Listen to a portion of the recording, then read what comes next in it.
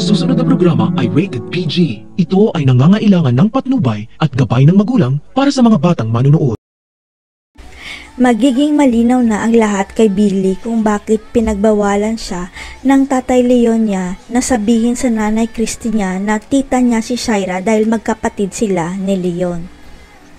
Para kay Billy, wala namang problema kung malaman ni Nanay Christy niya na magkapatid ang tatay niya at tita Shaira niya kung wala naman silang nagawang mga kasalanan.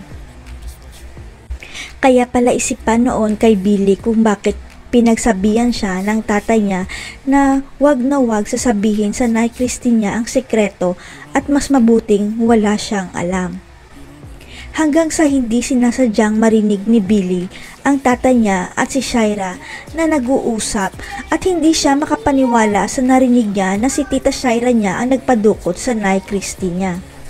Parang tumigil ang mundo ni Billy nang malaman niya ang totoong dahilan kaya ayaw ng tatay niya ipaalam kay Christy na magkapatid sila ni Shaira dahil may sikreto pala sila. Hindi akalain ni Billy na nagawa ng tatay niya na kidnapin si Christy dahil sa utos ng kapatid nitong baliw at ngayon nalagay sa alanganin ang pagpapakasal nito kay Christy.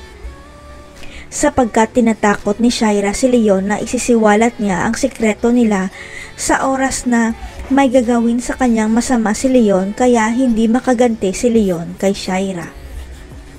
Pero para kay Billy, hindi deserve ni Nanay Christy niya ang tatay Leon niya dahil sa sikreto nila ni Shaira kaya dapat na malaman ni Christy ang totoo bago pa sila makasal ng tatay niya. Kung hindi kayang aminin ni Leon kay Christy ang katotohanan na si Shaira ang nag-utos sa kanya na kidnapin si Christy, si Billy na mismo ang magsisiwalat ng lahat kay Christy.